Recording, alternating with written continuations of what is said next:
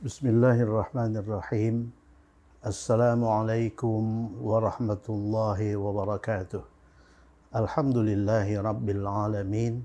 Wassalatu wassalamu ala ashrafil anbiya'i wal mursalin wa ala alihi wa sahbihi ajma'in.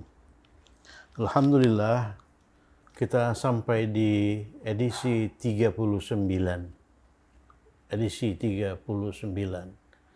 Di edisi ini kita coba menghafalkan beberapa kata benda, yaitu 6 nama negara yang beralif lam. Oleh karena nama negara itu tidak selalu beralif lam, tapi 6 negara yang diliput di sini itu beralif lam, yaitu Jepang. Jepang itu Al-Yabanu. Al-Yabanu. Kemudian Cina, Al-Sinu. Al-Sinu, oleh karena Sin itu huruf matahari. Al-Sinu, bukan Al-Sinu, tapi Al-Sinu. Coba dihafal-hafalkan itu. Kemudian India Al-Hindu. Al-Hindu. Kemudian Irak, Al-Iraqu. Al-Iraqu. Kemudian Yunani juga beralif lam, Al-Yunanu. Al-Yunanu. Kemudian Yaman juga beralif lam, Al-Yamanu. Al-Yamanu. Coba latihan menuliskan ini, menuliskan 6 negara ini, kemudian coba baca. Tuliskan tanpa harokat ya, tuliskan tanpa harokat. Jadi harokatnya coba dihilangkan. Jadi dia gundul. Coba berlatih membaca kata-kata yang sudah dihilangkan harokatnya itu. Kemudian sarirun. Coba lihat sarirun. Ini tempat tidur. Sarirun, tempat tidur. Barangkali ada hubungannya dengan kata sare dalam bahasa Jawa. Sare itu tidur kan? Nah, ini sarirun, tempat tidur. Jadi ininya tulisannya sin, fathah, ra, kasrah, ya, sukun, kemudian ra, dhammatain. Sarirun. Ingat itu. Sarirun, tempat tidur. Dalam bahasa Indonesia, tempat tidur terdiri dari 2 kata. Tempat dan tidur ya. Nah, tapi dalam bahasa Arab terdiri dari 1 kata. Sarirun. Jadi jangan cari tempat, jangan cari tidur. Tapi hafalkan saja sarirun. Kemudian ini mirhadun. Hafalkan itu, mirhadun. Mir, bukan mar ya. Mir, mimra, mir.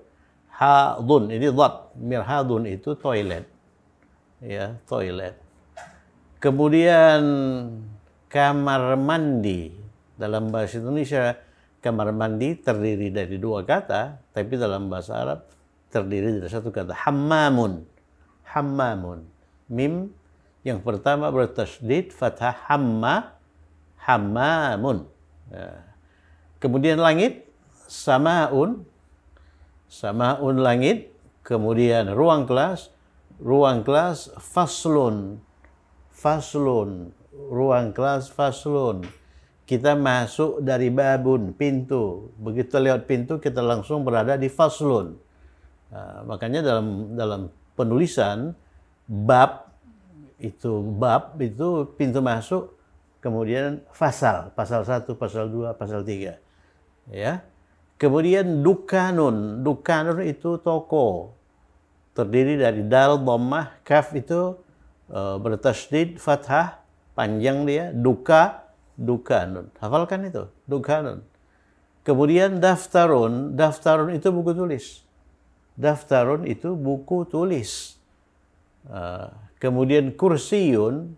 Kursiyun itu kursi. Ianya bertasydid ya. Kursiyun.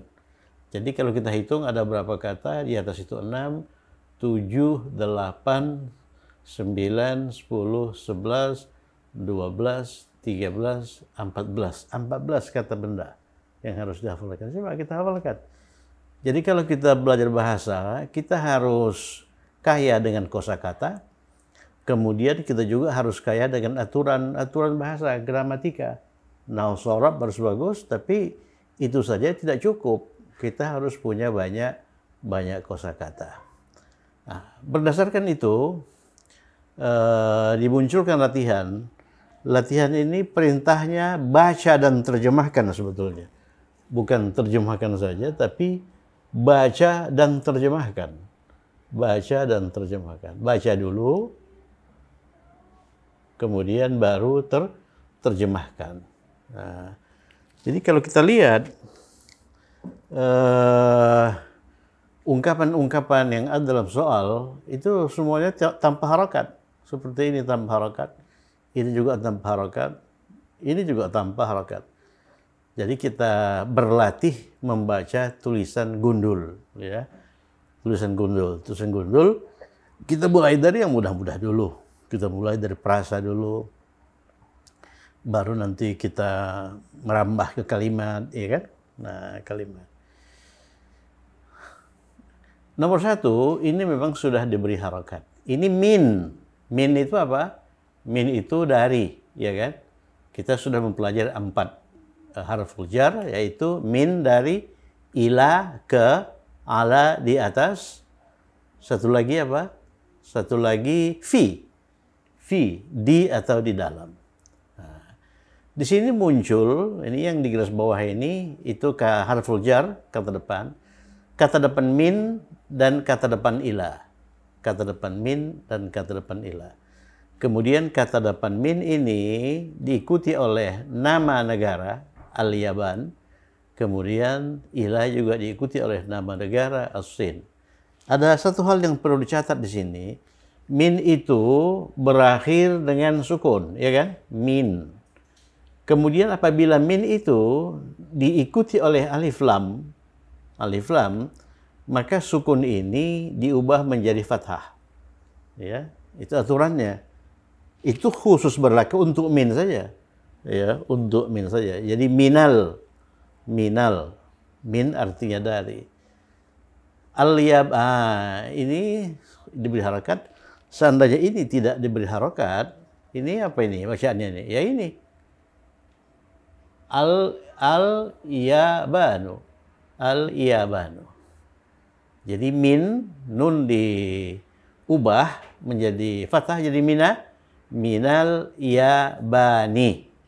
Nah, minal yabani. Jadi al-yabanu berubah menjadi al-yabani oleh karena dia majrur dengan min. Kata benda yang didahului oleh kata depan itu harus majrur. Ingat dalil kata depan. Kemudian ila, muncul lagi kata depan yang baru, ila. Ila itu ke ila sini, ke Cina. Jadi minal yabani ila sini, dari Jepang ke Cina. Dari Jepang ke Cina, ya. Oke. Itu dari bahasa Arab ke bahasa Indonesia. Sekarang dari bahasa Indonesia ke bahasa Arab. Di, apa itu di? Apa itu di? Di itu fi. Salah satu dari 4 kata depan itu kan, fi. Fi. Kemudian langit itu apa? Nah, itu langit itu sama. Langit itu sama, ya, sama. Kemudian langit setelah fi itu beralif lam atau tidak? Jelas beralif lam. Oleh karena langitnya tertentu, ya, tertentu. Langit itu yang ada di atas itu, nggak ada langit lain. Jadi ini beralif lam. Kalau beralif lam, fis samai. Jadi coba mulai kita longgarkan menerjemahkan alif lam itu. Ya, coba kita longgarkan menerjemahkan alif lam itu. Pada edisi-edisi awal, alif lam itu kita terjemahkan secara eksplisit. Begitu melihat alif lam, asosiasi kita langsung ke itu dalam arti tersebut. Tapi alif lam itu juga bisa dimaknai secara implisit, tersirat. Jadi itunya, tersebutnya itu tidak perlu kita ini kan, kita nyatakan secara harfiah. Fis samai, di langit. Jadi mitra bicara pasti menghubungkan langit dengan langit yang ada di atas itu, bukan langit lain, ya, bukan langit lain. Kemudian nomor 3, di kamar mandi. kata depan yang digunakan itu di. Di itu lagi-lagi fi, ya. Fi. Fi. Fi. Nah, kamar mandi, apa kamar mandi? Nah, kamar mandi coba dihafalkan. Kamar mandi itu hammam. Ya, hammam. Kemudian muncul pertanyaan, kamar mandinya pakai alif lam atau tidak? Ya, pakai alif lam atau tidak? Kalau tidak pakai alif lam, dia bertanwin. Jadi fi hammamin. Fi hammamin artinya di dalam sebuah kamar mandi. Jadi kamar mandinya itu nakirah. Bisa kamar mandi mana saja asal kamar mandi. Tapi yang dimaksud dengan kamar mandi di sini adalah kamar mandi tertentu. Misalnya, kalau yang mengucapkan ini saya di rumah ini, pastilah kamar mandi yang saya maksud itu kamar mandi yang ada di rumah ini tertentu, ya. Jadi dia beralif lam. Fil hammami. Ingat, kamar mandi itu hammam. Fil hammami. Fil hammami, ya. Nah, kita coba berlatih memahami alif lam secara implisit, ya, secara implisit. Misalnya, kalau saya bertemu seorang teman di jalan, kemudian dia bertanya, antum mau kemana? Saya jawab, fisuk. Beralif lam itu suknya itu. Fisuk, artinya apa? Ke pasar. Ya, jadi tidak perlu diterjemahkan ke pasar itu atau ke pasar tersebut. Oleh karena apa? Oleh karena pasar yang saya maksud pastilah pasar yang ada di sekitar sini, ya, pasar yang ada di sekitar sini. Dan dia pun paham itu. Kalau saya katakan ke pasar, tidak mungkin dia memahami itu sebagai pasar Kemayoran misalnya. Itu jauh dari sini. Fil hammam, fisuk di pasar. Ini juga begitu. Fil hammam di dalam kamar mandi. Sekarang ini bahasa Arab. Gundul ini. Gimana kita menerjemahkannya ini? Ini bacaannya apa ini? Ala. Ya kan? Ini ala. Ala. Kemudian ini apa? Al-kursiyu. Oleh karena masuk ala, dia menjadi al-kursi. Ini. Ya, kursi itu kursiun. Tulisannya begini. Kalau ditambahkan alif lam, al-kursiyu. Jadi alal kursi di atas kursi, ya. Jadi nanti kalau kita sudah sampai ke kalimat Muhammad di atas kursi, Muhammadun alal kursi. Ayah di atas kursi, ayahku di atas kursi, abi alal kursi. Nah, misalnya begitu, ya. Oke, ini bahasa Indonesia lagi. Di atas tempat tidur. Di atas itu apa? Di atas itu ala. Hafalkan. Bagaimana menuliskan ala? Ala tulisannya ain, lam, dan ini alif maksurah. Ini alif maksurah. Ini bukan dia. Alif maksurah. Dibaca ala. Ya. Nah, kalau ini bertitik, simbol ala, simbol alif maksurah itu ya. Tapi tanpa titik, ya. Tanpa titik. Ala itu di atas. Apa tempat tidur? Hafalkan. Tempat tidur. Kamar mandi, hammam. Tempat tidur, sarir. Orang Jawa paling mudah menghafalkan sarir ini. Oleh karena dalam bahasa Jawa, tidur itu sare. Nah, jadi sarir, tempat tidur. Jadi tempat tidurnya beralif lam. Ya, beralif lam. Ala sarir. Ala sarir. Ala sarir. Secara implisit dia itu tertentu, ya, mengandung makna tersebut. Ala sariri. Ya, jadi muncul term istilah baru, yaitu memahami alif lam secara implisit. Secara implisit. Kalau as-sariri, as-sariru itu pelajaran 2, edisi 2, artinya tempat tidur tersebut. Tapi kalau alas sariri itu di atas tempat tidur. Tidak perlu di atas tempat tidur tersebut. Oleh karena tempat tidurnya pastilah tempat tidur yang ada di rumah ini. Tertentu. Kemudian di atas bumi. Di atas bumi, lagi-lagi kita menggunakan preposisi ala. ala. Nah, bumi itu sudah dikenalkan waktu kita berbicara mengenai tanda-tanda muannas, ya, tanda-tanda muannas. Ada sejumlah kata yang harus dihafalkan yang dinisbatkan kepada perempuan. Ada sejumlah kata yang dinisbatkan kepada perempuan yang harus dihafalkan. Satu di antaranya apa? Satu di antaranya ardun. Ya kan? Ardun itu perempuan.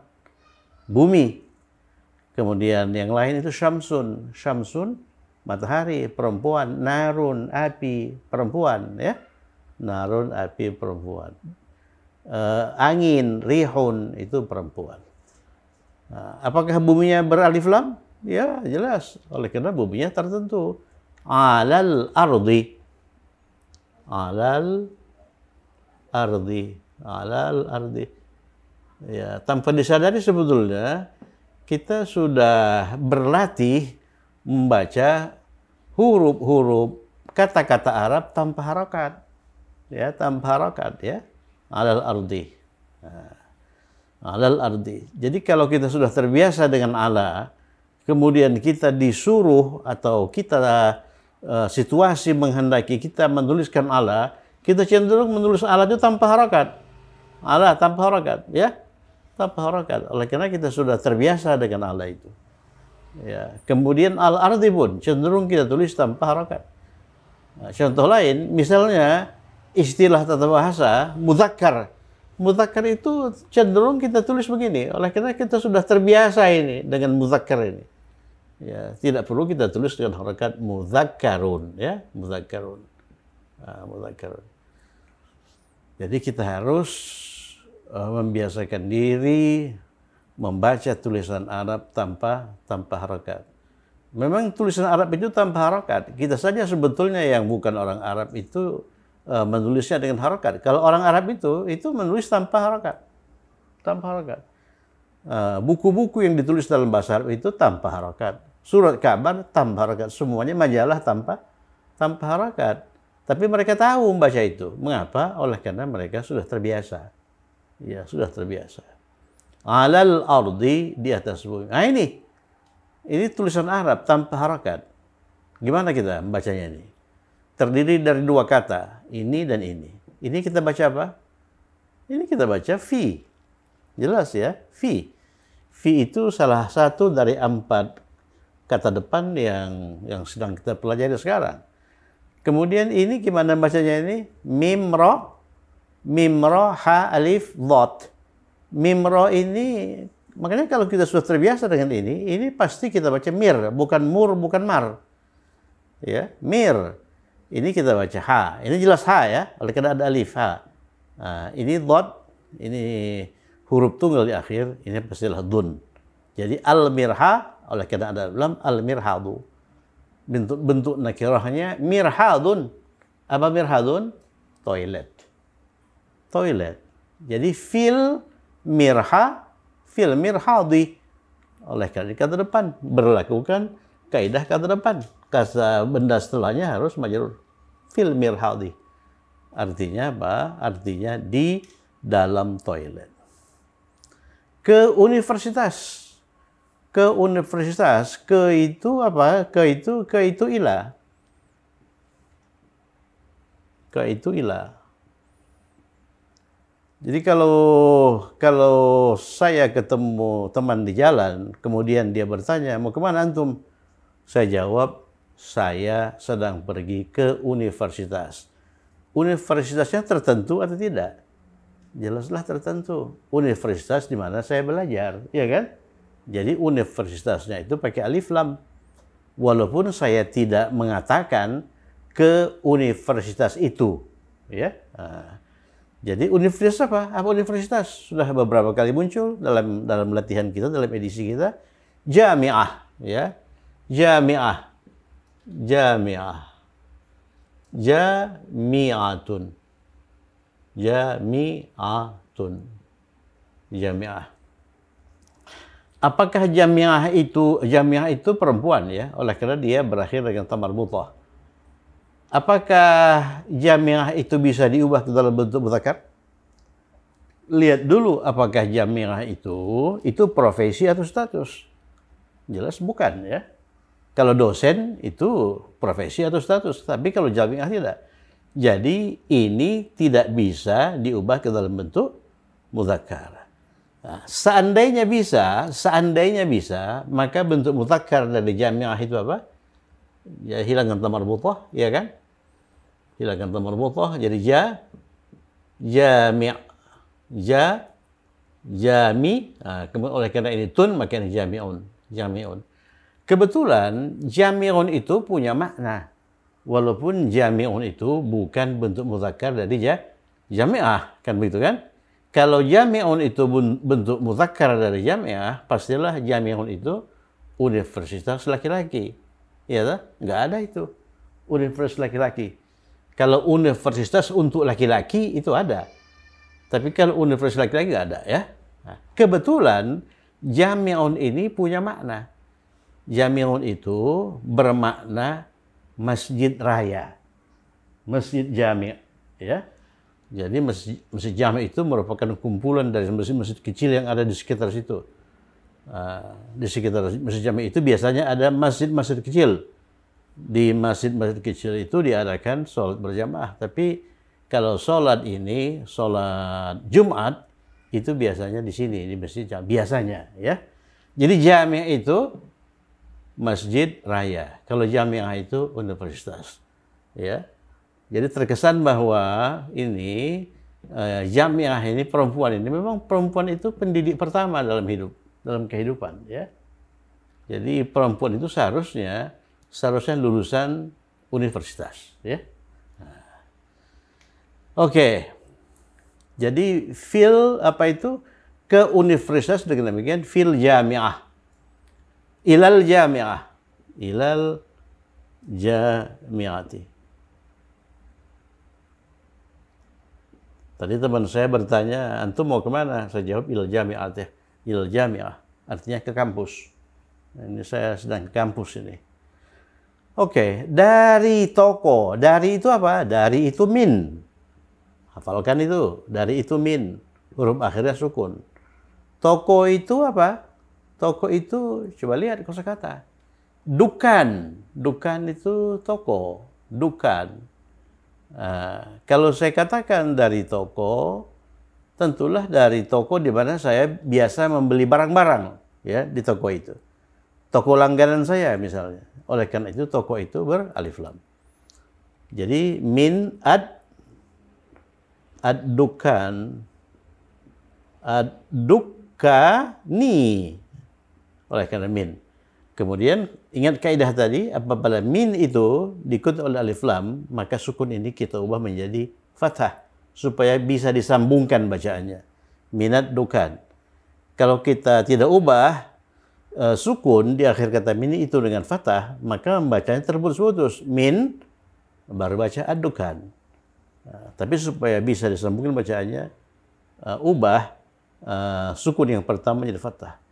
Dan itu, jadi mengubah sukun yang pertama menjadi fathah itu hanya berlaku untuk kata min saja, ya. Tidak berlaku untuk ini lain. Jadi kaidah yang berlaku umum apabila bertemu dua sukun adalah sukun yang pertama itu dikasrahkan. Itu kaidah yang umum, ya. Tapi khusus untuk min, jadi sukun di akhir kata min itu difathahkan. Oke, kembali lagi kita baca tulisan gundul, ya. Kembali lagi kita baca gundul. Ini apa ini bacanya ini? Ini jelas fi. Takkan mungkin kita baca ini fayu atau fai atau via. Jelas fi. Begitu kita melihat tulisan ini, yang tergambar di benak kita itu fi. Nah, makanya kita harus membuat diri kita familiar dengan kata ini. Fi, ya. Kemudian begitu kita lihat ini tak akan mungkin kita baca ala, tapi ila. Ya. Begitu kita melihat ini min. Begitu kita melihat ini ila, ya, ila. Jadi langsung kita teringat tempat di mana kita mempelajari ini. Itu kita mempelajari ini di tempat ini, edisi keberapa itu? Edisi ke-38. Langsung ingat itu. Memori kita berkelakar begitu. Nah, ini apa ini? Ini fa sod lam. Fa sod lam itu faslun. Nih, faslun itu ruang kelas. Oleh karena beralif lam, maka akhirnya tidak bertanwin. Al-faslu. Oleh karena di depan ada fi, harful jar, al-fasli. Jadi bacanya ini fil fasli. Di ruang kelas. Di ruang kelas. Ila, ya, ila. Kemudian ini, apa ini? Ini dukan. Dukan. Lihat dukan. Dukan, itu toko ya. Dukan, toko.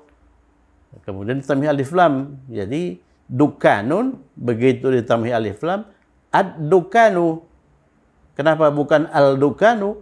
Oleh karena dal itu termasuk huruf matahari. Jadi lam itu yang tadinya berharokat sukun diidghamkan ke dal, diasimilasikan ke dal menjadi ad-dukani, ya, ad-dukani. Jadi kalau dalam ilmu tajwid ini namanya itu hukum bacaannya namanya idgham syamsi.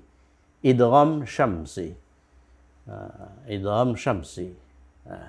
Ad-dukan, ya, ad-dukanu. Begitu masuk ila dukani. Ila dukani artinya ke toko itu. Ke toko itu. Jadi kalau teman saya bertanya, lagi kemana ini? Saya bilang ila dukan, ke toko. Ininya langsung berkelak, oh bapak ini kan punya toko. Pastilah tujuannya itu ke toko miliknya. Jadi alif lam ya. Ila dukani. Ini min. Ya, ini kalau kita baca Al-Quran berkali-kali kita menemukan kata ini. Ini sama. Sama itu artinya langit. Minas samai dari langit. Ini contoh ekstrim.